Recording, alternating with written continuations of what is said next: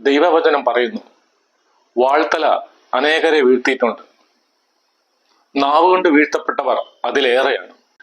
എല്ലാ ആയുധങ്ങളെക്കാൾ ശക്തിയേറിയ ആയുധമാണ് നാവ്. പലരുടെയും വീഴ്ചയ്ക്കും നാശത്തിനും അത് കാരണമായിട്ടുണ്ട്.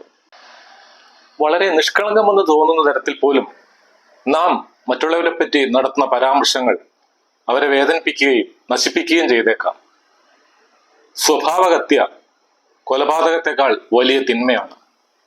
സമൂഹ മാധ്യമങ്ങളിൽ കൂടി നാം നടത്തുന്ന വാചക കസർത്തുകളും നാവ് എന്ന ഗണത്തിൽപ്പെടുത്താവുന്നതാണ്. നമുക്ക് നേരിട്ടറിവില്ലാത്ത കാര്യങ്ങളെപ്പറ്റി പോലും സമൂഹ മാധ്യമങ്ങളിലൂടെ അസത്യങ്ങളും അർദ്ധസത്യങ്ങളും നാം പ്രചരിപ്പിക്കുമ്പോൾ അതുമൂലം സങ്കടവും നിരാശയും അനുഭവിക്കുന്നവരെ പറ്റി ഒന്ന് ചിന്തിക്കുന്നത് നന്നായിരിക്കും. റീച്ച് കിട്ടാൻ വേണ്ടി ഒരു യുവാവിനെതിരെ ലൈംഗിക അതിക്രമം എന്ന പേരിൽ ഒരു യുവതി പോസ്റ്റ് ഇട്ടതും തുടർന്ന് ആ യുവാവ് ആത്മഹത്യ ചെയ്തതും സമൂഹ മാധ്യമങ്ങളിലൂടെയും വാർത്താ മാധ്യമങ്ങളിലൂടെയും നാം അടുത്ത കാലത്ത് കേട്ടറിഞ്ഞതാണ്. നമ്മുടെ ചിന്തയും വാക്കും സന്ദേശങ്ങളും സത്യവും നന്മയും നിറഞ്ഞതാകട്ടെ. സഭാപ്രസംഗകൻ 5-ാം അധ്യായം 6-ാം വാക്യത്തിൽ പറയുന്നത് പോലെ, നിന്റെ അധരങ്ങൾ നിന്നെ പാപത്തിലേക്ക് നയിക്കാതിരിക്കട്ടെ.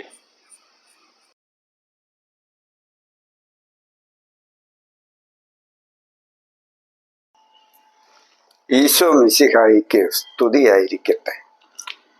യാക്കോബ് ലേഖനം 3:7 വചനം പറയുന്നു, എല്ലാത്തരം വന്യമൃഗങ്ങളെയും പക്ഷികളെയും ഇഴജന്തുക്കളെയും സമുദ്രജീവികളെയും മനുഷ്യൻ ഇണക്കുന്നുണ്ട്, ഇണക്കിയിട്ടുമുണ്ട്.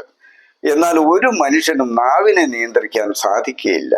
അത് അനിയന്ത്രിതമായ തിന്മയും മാരകമായ വിഷവുമാണ്. ഈ നാവ് കൊണ്ട് കർത്താവിനെയും പിതാവിനെയും നാം സ്തുതിക്കുന്നു. ദൈവത്തിന്റെ സാദൃശ്യത്തിൽ സൃഷ്ടിക്കപ്പെട്ടിരിക്കുന്ന മനുഷ്യരെ അതേ നാവ് കൊണ്ട് ശപിക്കുകയും ചെയ്യുന്നു. ഒരേ വായിൽ നിന്ന് അനുഗ്രഹവും ശാപവും പുറപ്പെടുന്നു. എൻ്റെ സഹോദരരെ, ഇത് ഉചിതമല്ല. അരുവി ഒരേ ഉറവയിൽ നിന്ന് മധുരവും കയ്പും പുറപ്പെടുവിക്കുമോ? എൻ്റെ സഹോദരരെ, അത്തിവൃക്ഷത്തിന് ഒലിവ് ഫലങ്ങളോ മുന്തിരിവള്ളിക്ക് അത്തിപ്പഴങ്ങളോ പുറപ്പെടുവിക്കാൻ കഴിയുമോ? ഉപ്പിന് വെള്ളത്തെ മധുരീകരിക്കാനാവുമോ? Price the Lord.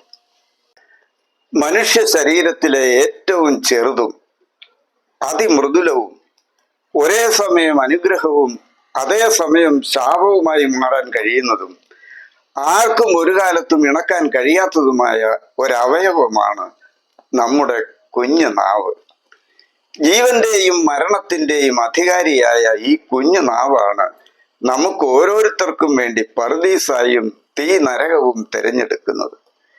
ജീവനെ നശിപ്പിക്കാനും പുലർത്താനും നാവിന് കഴിയും. അതിനെ സ്നേഹിക്കുന്നവൻ അതിൻ്റെ കനി ഭുജിക്കണമെന്ന് സുഭാഷിതങ്ങൾ 18:21 നാം വായിക്കുന്നു. നമ്മുടെ നാവിൻ തുമ്പിലൂടെ പുറത്തു വരുന്ന വാക്കുകൾക്ക് വെട്ടി വീഴ്ത്താനും പണിതുയർത്താനുമുള്ള കരുത്തുണ്ട്.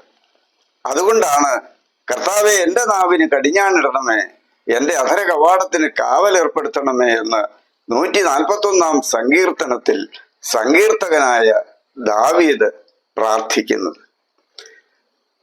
വാക്കുകൾ സൗമ്യവും ദൃഢവുമായിരിക്കുമ്പോഴാണ് ഭാഷ മികവുറ്റതാകുന്നത്. കൈവിട്ട കല്ലും വാവിട്ട വാക്കും എന്ന പഴഞ്ചൊല്ലു പോലും വാക്കിന്റെ ശക്തിയെ വ്യക്തമാക്കുന്നു. വാക്കുകൾ നാവിൻ തുമ്പിലൂടെ പുറത്തു വരുന്നതിന് മുമ്പ് അവ നമ്മുടെ നിയന്ത്രണത്തിലാണ്. എന്നാൽ പുറത്തു വന്നു കഴിഞ്ഞാലോ നമ്മൾ അവയുടെ നിയന്ത്രണത്തിന് കീഴിലാകും. മനുഷ്യർ പറയുന്ന ഓരോ വ്യർത്ഥ വാക്കിനും വിധി ദിവസത്തിൽ കണക്ക് കൊടുക്കേണ്ടി വരും. നിന്റെ വാക്കുകളാൽ നീ നീതീകരിക്കപ്പെടുകയും നിന്റെ വാക്കുകളാൽ നീ കുറ്റം വിധിക്കപ്പെടുമെന്നും മത്തായി സുവിശേഷം 12:36 നാം വായിക്കുന്നു. പഴമക്കാർ പറയുന്നത് പോലെ സൂക്ഷിച്ചുപയോഗിച്ചാൽ നാഴി അരിക്കും, അല്ലാത്ത പക്ഷം 4 ഇടിക്കും മുട്ടുവരുത്താത്ത കുഞ്ഞു നാവിനെ കുറിച്ചുള്ള നുറുങ്ങ് ചിന്തകളാണ് ഞാൻ ഇന്ന് നിങ്ങളുമായി പങ്കുവയ്ക്കുന്നത്. Praise the Lord. കൊടുങ്കാട്ടിൽ തപസ്സനുഷ്ഠിക്കുന്ന അന്ധനായ സന്യാസിയോട് അതുവഴി വന്ന ഒരുവൻ ചോദിച്ചു, ഹേ മനുഷ്യ, ഇതുവഴി ആരെങ്കിലും കടന്നു പോകുന്നത് നിങ്ങൾ കണ്ടോ? സന്യാസി മറുപടിയൊന്നും പറഞ്ഞില്ല. ഓ, ഇയാൾ പൊട്ടക്കണ്ണനാണല്ലേ എന്ന് ആക്ഷേപിച്ച് പറഞ്ഞിട്ട് അയാൾ കടന്നുപോയി. അല്പസമയം കഴിഞ്ഞപ്പോൾ മറ്റൊരുവനും വന്ന് ഇതേ ആവശ്യം തന്നെ ഉന്നയിച്ചു. സ്വാമി, ഇതുവഴി ആരെങ്കിലും കടന്നു പോകുന്നത് അങ്ങ് കണ്ടോ? സന്യാസി മറുപടിയൊന്നും പറഞ്ഞില്ല. ഓ, അങ്ങേക്ക് കണ്ണ് കാണാൻ വയ്യല്ലേ എന്ന കമന്റ് ചെയ്തിട്ട് അയാളും കടന്നുപോയി. അല്പസമയം കഴിഞ്ഞപ്പോൾ മറ്റൊരാൾ വന്ന് സന്യാസിയെ താണു വണങ്ങിയിട്ട് ചോദിച്ചു, മഹാപ്രഭു, ഇതുവഴി ആരെങ്കിലും കടന്നു പോകുന്നത് അങ്ങയുടെ ശ്രദ്ധയിൽപ്പെട്ടോ? സന്യാസി പറഞ്ഞു, ആദ്യം ഒരു കുതിര ഇതിലെ കടന്നുപോയി. അതിനെ അന്വേഷിച്ച് അങ്ങയുടെ പടയാളിയും പിന്നീട് മന്ത്രിയും വന്നു. ഒടുവിലിതാ മഹാരാജാവ് തന്നെ എഴുന്നള്ളിയിരിക്കുന്നു. രാജാവിന് അത്ഭുതമായി.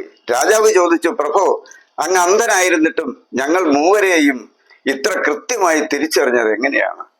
സന്യാസി പറഞ്ഞു, നിങ്ങൾ ഓരോരുത്തരുടെയും സംസാര ശൈലിയിൽ നിന്ന് തന്നെ. നമ്മുടെ ചിന്തകളുടെയും മനോഭാവങ്ങളുടെയും പ്രതിരൂപമാണ് നമ്മിൽ നിന്ന് പുറപ്പെടുന്ന വാക്കുകൾ. നമ്മുടെ സംസാര ശൈലിയും പെരുമാറ്റ രീതിയുമാണ് നമ്മുടെ മഹത്വവും ഐഡന്റിറ്റിയും നിർണയിക്കുന്നത്. യേശുക്രിസ്തു രക്ഷകനാണെന്ന് വെളിപ്പെടുന്നത് അവിടുത്തെ വചനങ്ങളിലൂടെയാണ്. നമ്മൾ ആരാണെന്നും നമ്മുടെ തനിമ എന്താണെന്ന് വെളിപ്പെടുന്നത് നമ്മുടെ വാക്കുകളിലൂടെയാണ്.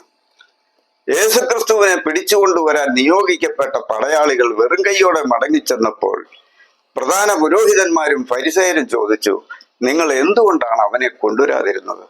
അവർ പറഞ്ഞു, അവനെ പോലെ ഇതുവരെ ആരും സംസാരിച്ചിട്ടില്ല. വാസ്തവമായും യേശു സംസാരിച്ചത് അന്നത്തെ ലളിതമായ നാട്ടുഭാഷ തന്നെയായിരുന്നു. പിന്നെ എന്തുകൊണ്ടാണ് യേശുവിന്റെ വാക്കുകൾ മറ്റുള്ളവരിൽ നിന്നും വേറിട്ട് നിൽക്കുന്നത്? നമ്മുടെ സംസാരത്തിൽ കാപട്യത്തിന്റെയും വഞ്ചനയുടെയും അധികാരത്തിന്റെയും ഗർവിന്റെയും പൊങ്ങച്ചത്തിന്റെയും ധിക്കാരത്തിന്റെയും നിസ്സംഗതയുടെയും നിരുത്തരവാദത്തിന്റെയും ദുഷ്ടതയുടെയും പരിഹാസ്യത്തിന്റെയും കുടില ഭാവങ്ങൾ മറഞ്ഞിരിപ്പുണ്ട്. പലരുടെയും സംസാരത്തിൽ നിന്ന് നാം അത് തിരിച്ചറിയുന്നുമുണ്ട്. എന്നാൽ യേശു സംസാരിക്കുന്ന സത്യമാണ്. അവന്റെ വാക്കുകളിൽ ജീവനും സൗഖ്യവുമുണ്ട്, സമാധാനവും സമാശ്വാസവുമുണ്ട്, കരുണയും ലാളിത്യവുമുണ്ട്, വിനയവും വിശുദ്ധിയുമുണ്ട്.